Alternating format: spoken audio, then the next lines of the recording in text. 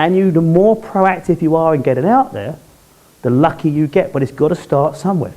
And when you start off, you may not be ready. I wouldn't encourage people necessarily to say, right, I'm going to give up my day job. Remember, I didn't give up my day job because I've got 4 young children who are obviously a lot younger 10 years ago, and a wife, and commitments. I wasn't ready at that level of commitment just to say, right, go home. You imagine if we've got a lovely, nice, secure way of living. I'm changing business. I wasn't quite ready for that. So what I did, I built my business and then changed. And you can do it. Now, I appreciate not everybody's got the luxury, because if you're in full-time employment, it's not as easy as where you are when you're already running your own business. But you can develop your company before it's really built up. You can really develop it. You can develop a good website. You can develop good literature. You can go out there and you can really develop yourself and step into that role. But it starts off by going out there, meeting people, having cards, confidently knowing your market, making better to do the coaching sessions in the sales pitch. This is what I do. And giving, I would say, the most effective way of getting business is meeting people for real, giving presentations.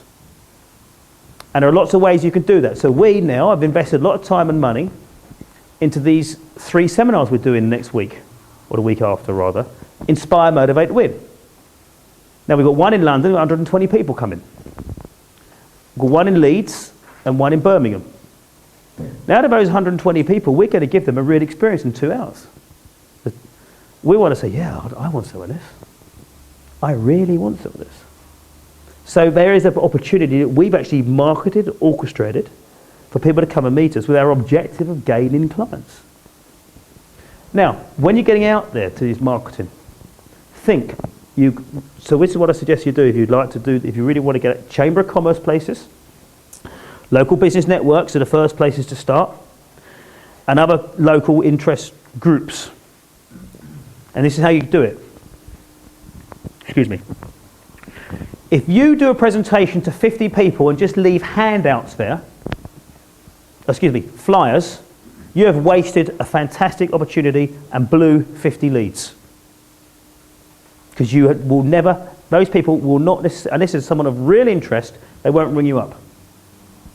What do you do? Now if you go there, so how do you get these, what do you do to make these people real prospects? Take their details as they arrive and maybe offer some door or something like that. Well, take their details as they arrive is one thing. People are a bit cagey about giving details when they arrive. Let's say you're... some free... Absolutely. Absolutely, you've got it. You've got it in one. So you're in someone else's event. So you can't take their details when they arrive. And the people will say, so you're in someone else's event. You could ask for the list. But you'd say, now what I want to do is I'd like to send you something after, which is an article on this. I'd like to send you something. So if you just all give me your email address, I'll send it. Or just the way I do it is have a feedback form. So I really like feedback. And in that feedback form, name, address, a few tick boxes, what they thought of you, things they're interested in. Would they want the free thing? Yes. All of a sudden, you've got 40 names, addresses, telephone numbers, mobile numbers. People are once you give them a form, if they put their name on it, they'll fill the whole thing out. You've got so much quality information on people. Tick, tick, tick, tick. And then you say at the end, so mate, you are interested in saying, I'm going to send out this report to you, or this special article. Have a standard one you send out. Send it all out to them 2 days after. Thank them all for coming. Thank you all very much for coming. It's a pleasure to meet you. Or personalise it. That's now in their email box. You'll be back in their memory. I would also maybe have, if they have the form with them, say at the end, write down the question you'd most like to have answered, and I'll have a teleconference with you. If you could do that as well, that is an excellent thing to do. If you can get that personal, that is a fantastic thing. So what she said, so what's your name? Jane. What Jane said, if you got this opportunity in the teleconference, I will come back to you after. You're adding value to people, but you are now developing what you call you have a permission-based relationship with this client. They've given you permission to have a relationship with them. You can now send them your monthly newsletter. Now, in that monthly newsletter, because you've got to be very careful, just taking people's names and addresses, by the way, and then sending them things because of data protection. But in that monthly newsletter, what you can now do is have your offer of the week, and all of a sudden, now this isn't necessarily an instant thing, 6 months down the line, you've got people turning up for things. You've got people. You are there. You are actively engaging these people. Does it make sense? This is just ways to collate people's names and addresses. Now, if you've got a pretty local-based business, again, it's raising your profile. And any time you do anything, I'll pick you up in a minute, Chris, get PR. Be your own PR agent if you can't afford it. You'd be surprised. Just write an article on yourself or something that's happened at your company in third person. So Michael Carroll, this could be a PR event, by the way. We could write for the Croydon Advertiser. Michael Carroll runs free business development session on coaching in Croydon for people all around the country. Take a picture of your bag. That's newsworthy. In the Croydon Advertiser. Now, of course, not all of you live in Croydon, thankfully, because otherwise you'd all be doing this and the Croydon Advertiser would be inundated with these things. But get in your local newspaper. Does that make sense? PR. It will cost you a fortune for advertising. The last thing I want to talk about tonight is business elements. That's marketing and sales. Chris? Just one quick question about these sets. Does it matter whether or not you charge for them? The events? Yeah. I've changed my mind. No. By the way, if you go to someone else's event, the best they're going to do is pay your train fare. Yeah. Now, even I go speak at a lot of these events, they say, we'll pay your expenses for you, or pay your petrol or something like that. Do you know what, for £8 or £10, or I can't be fussed to chase for tenner. I just give them a bit of a contribution, and then the people who've organised it are very enthusiastic to help me get the leads. And I go there, and one thing about a lot of these people who are organising things, let's say, the Librarians Association of South London is run voluntarily by some nice, willing librarians. So you say, I'd just like to thank, Lucy Librarian here for being such a wonderful host and making this possible. So you're really nice to the organisers, and they'll be really nice back to you and helping you facilitate lots of leads and business. Do you charge the evenings? We always used to say charge a tenner, a small amount of money, because you get people into the loop of paying money for it. But recently there's been this advent of property seminars that I've looked at, of people who are going on free property seminars and then booking on quite big, high-end seminars. So we now, for the first time, really are trying out these free events. One thing about free events, you do get, there are people, freeloaders, you can't complain they're coming to a free event, can you? But you have got people who will find every single thing that's free and attend and never pay a thing for it. The criteria, is it free?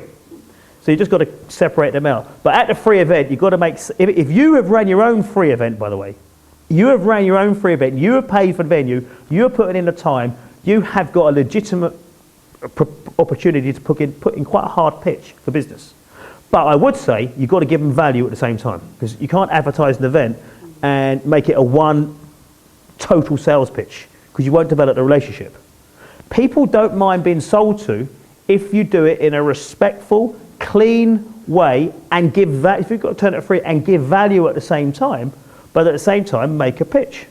So it's pretty obvious today. You haven't got to be that clever to work out that I've been showing you these videos because I want to show you good information, but I would love you to meet John Grinder and Steve Gilligan for real. So it's an exchange, isn't it? So I'm offering people an opportunity to see these videos that isn't generally available, but it's valuable. There is no commitment, but it increases the inclination for someone to say, yeah, I'd like to meet that guy. So it has to be a fair exchange. And again, we are in a business, you have to, whilst you have your business head on, which is the next element, business elements, you have to think about in terms of the holistic nature of the business in creating constant fair exchanges with people. And of course then, because we're in the area of an intangible product, the thing is you can do very little in work that could totally change someone's life. For example, 1 hour with you could have such an effect on someone's life that it is actually, the value of it is probably, could be 1,000 or even 100,000 times the amount you charge for it. Couldn't it? So the thing is how you pitch that. Business elements. And I'm going to quickly cycle through this and then close on relationships. You are in business. again, when I got into NLP, or when I come across, I would ring up companies, and I'm sure no company's perfect, because some of you might come back to me and say, we rang your company up and didn't get our calls returned. But I would ring up companies, leave a message, and nobody would ever come back to me. And I'd ring them up again. These are NLP companies, and nobody ever come back to me. I'd ring them up and ask for literature, and no literature would ever get sent to me. And I've been booked on their courses in spite of them, rather than as a result of them. Now, you're in business. There's a couple of things I'd say. As best you can, if you've got an answer machine, return everyone's calls on that day, or at least on the next working day. Any email that comes in, email it, reply to email on that day. Have your letters, invoices, well written, well documented, and well drafted. Run a good business, as if it is any other business. You see this in our business, in a personal development business. Shoddy invoices, bad calculations on VAT, no VAT receipts, just bad quality information. Now, some people might put their hand out and say, well, we didn't get our invoice or whatever.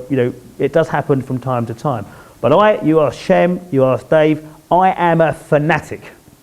I come in and I said, right, about people getting called back on the day, about emails getting replied to on the day, about information going out to people as quickly as it possibly can, because we don't only want to have a good rapport with you, but you like us.